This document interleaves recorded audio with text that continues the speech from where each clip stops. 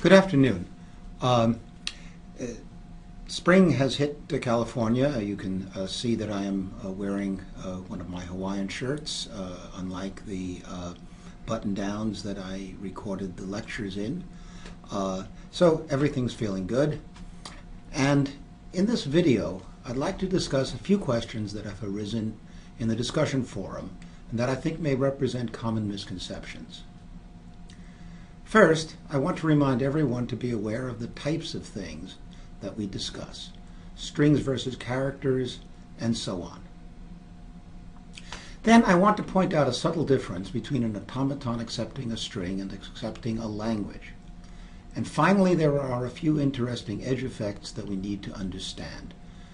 You may have heard of the Zen koan, "What is the sound of one hand clapping?" I don't know. But here we face a harder problem. Under the sound of no hands clapping, I want to remind people what it means, for example, to compute the sum of zero integers.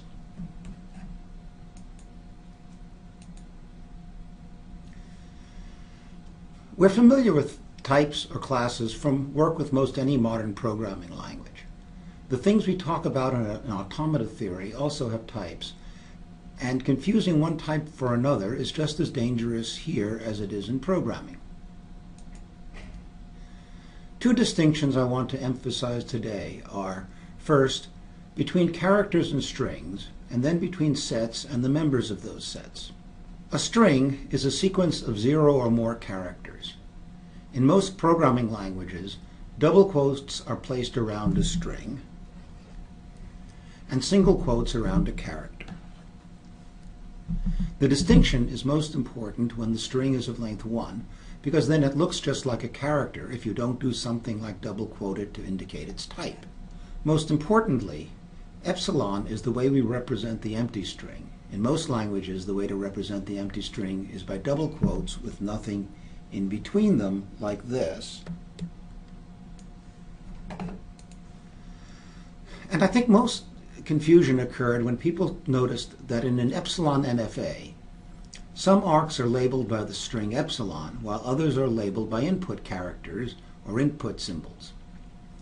Previously, DFAs and ordinary NFAs had all arcs labeled by characters, but epsilon is not a character, and yet we appeared to use it where you expected an input symbol, that is, a character, to appear. But there is no real problem, since a character can be coerced to be a string of length 1. It's in fact very natural in programming languages. For example, in Java, an easy way to convert characters to strings is to write the empty string concatenated with that character. Since characters are coerced to strings, the character, say 0, is converted to the string 0 and concatenated with the empty string, which leaves just the original character but converted to a string of length 1. So for an epsilon NFA, just think of the characters labeling the arcs as strings of length 1. Then you can concatenate the epsilons and characters along any path and get a string naturally. As with any kind of automaton, the sequence of labels along any path is of type string. Here's a pretty picture of a path in an epsilon NFA. It doesn't matter whether the states are distinct or if some repeat along the path. You just concatenate the labels. Epsilon, the string 0, the string 1, the string epsilon again, string 0. The concatenation of these 5 strings then is the string 0, 1, 0. Now let's move on to sets and elements. Elements come in many different types, for example, integers, strings, characters, and so on. Sets can have elements as members, so for example, a language in the world of automata theory is a set of elements of type string. That is, the type of a language is set of strings. And remember that epsilon is a string, while the empty set is a set. There is a notion of membership that relates a set to the members of that set. A set can have members. The element types like string do not have members. Technically, the members of a set can be sets themselves, but we're not going to talk about such sets much. Occasionally, we mention the power set of a set S, whose members are each of the subsets of the set S, and thus are sets themselves. But in most cases, you can assume that sets have members that are elements and not sets. The empty set is a set, but it has no members. All other sets do have one or more members. And elements do not have members either. For example, epsilon has no members, but the reason epsilon has no members is because it is of a type for which having members makes no sense. We must not confuse the empty string with the empty set. They each have no members, but for very different reasons, and their types are not the same. Let's see how the set-element distinction applies to states of a non-deterministic finite automaton. First, states of any automaton are elements, not sets. The subset construction seems to create a DFA whose states are sets of the states of the NFA. But really, what we are doing is computing sets of NFA states and giving each one a name. This name is the name of a DFA state, and each DFA state corresponds to a set of NFA states, but the DFA state is an element with an associated value, and the value is the set of NFA states.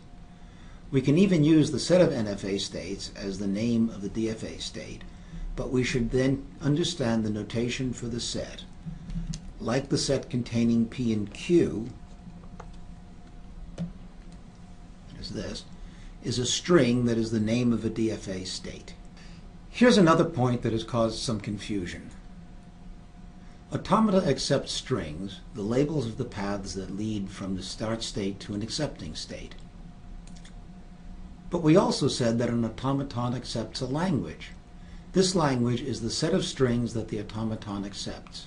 If we say automaton A accepts language L, then we mean that L consists of all and only the strings that A accepts.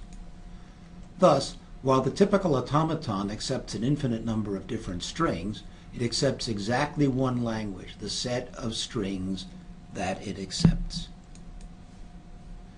Let's remember that the phrase automaton A accepts language L means that L is the one language of A. A accepts all the strings in L, and A does not accept any other strings. The extreme case of the confusion would be an automaton like the one shown, which accepts every string, but only accepts one language, the one we refer to as 0, 1 star. That's this. That is, it's the language of all strings of zeros and ones. If you don't see the difference between accepting strings and accepting a language, you would erroneously conclude that this automaton accepts every language whatsoever, such as the set of 0 to the n, 1 to the n, such that n is equal to greater than 1. It doesn't. It accepts this language, set of all strings of zeros and ones. I now want to talk about a point of confusion that comes up in several places. What happens when you try to apply an operation to zero things? For example, we know what it means to sum 2 integers or 10 integers, but what if we are asked to sum 0 integers? Or if I have a string of zeros and ones, it makes sense to ask whether the string has an even or odd number of zeros. But what if the string is empty? So, for example, 4 plus 7 plus 3 equals 14, no problem. If I just want to sum 4 plus 7, cross out the 3, again no problem, that's 11. If I just want to sum the 4, no 7 there, fine, that sum is 4. Now, if I take the 4 away, what's left? What is its sum? I claim that in general we should take the operation applied to nothing to be the identity for that operation. For some, the identity is 0. That is, 0 plus anything is that other thing. This is a well-accepted convention. I can't prove to you that the sum of 0 things must be the identity 0, but neither have I seen a reasonable justification for any other convention, And if you have one, it would be a great topic for the discussion forum of the class. And it is natural and intuitive, as we can see, if we write the obvious code to sum the n elements of an array. Here's what the code looks like. You initialize the sum to 0, there, and then go through the array in a loop, and you go through n times. You'll get the correct sum for any n equal to or greater than 1, but what happens if n happens to be 0? If that's the case, you never execute the loop, you just jump right around it, and the sum is left at 0. And initializing the sum to anything but 0 makes no sense and would not give the correct result for n equal to or greater than 1 unless you did serious contortions to the code. Here are some other examples where the identity for the operator is the only thing that makes sense. The OR of zero propositional variables is false because false is the identity for OR. That is, false OR x equals x.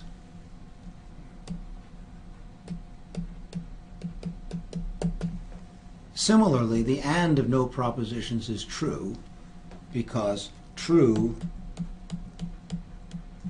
AND x equals x. The product of no integers or reals is 1 because 1 times x equals x. And if we concatenate 0 strings, we should get the empty string, since epsilon concatenated with any string x is x. As an example of why the convention for strings makes sense, look at an automaton where the start state is also an accepting state. This automaton has more to it, I just didn't draw it. There is a path from A to A that goes through no arcs. It is of length 0. In general, the string that labels a path is the concatenation of all the strings that come from the input symbols along that path.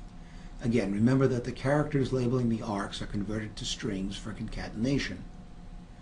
But in this case, the path has no arcs, so its label must be the concatenation of 0 strings, that is, the empty string. That's great, because it means that the empty string is accepted by this automaton. And since the automaton starts out in an accepting state before it reads any input, that makes sense.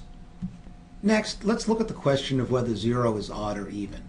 Curiously, this question causes a great deal of disagreement. For example, I remember one day in 1973 when we had gas rationing. You could only fill up on a day whose number was even if the digits on your license plate formed an even number, and ditto for odds. But what if your license plate had no digits, a vanity plate like lover? Okay. Since legislatures are not mathematicians, different states had different policies, some treating a plate like this as odd and others as even. But we know that 0 is even because it leaves remainder of 0 when divided by 2. That is, 0 is 2 times an integer, namely 0 in this case, plus a remainder of 0. And anything that leaves that is of the form 2 times any integer plus 0 is even. Now the empty string has 0 of every character, and 0 is even. So if we ask a question like, does the empty string contain an even number of some character like 0, the answer is yes. And if we ask whether it has an odd number of zeros, the answer is no. Okay, and here's a bonus answer. Okay, few people actually use automaton and automata correctly. Let's learn to be pedants and use them right. Okay, automaton is a singular noun and it's plural, and a regular plural because of its Greek origin is automata. One automaton, 2 automata. But it gets worse. Okay, everybody says automata theory, never the singular form automaton theory. But other theories use a singular form of the noun that describes what they are about. For example, physicists talk about string theory or quantum theory, never strings theory or quantums theory. Well, that should be quanta theory anyway, since quantum is another irregular plural. And Don't ask me why. Anyway, see you in class.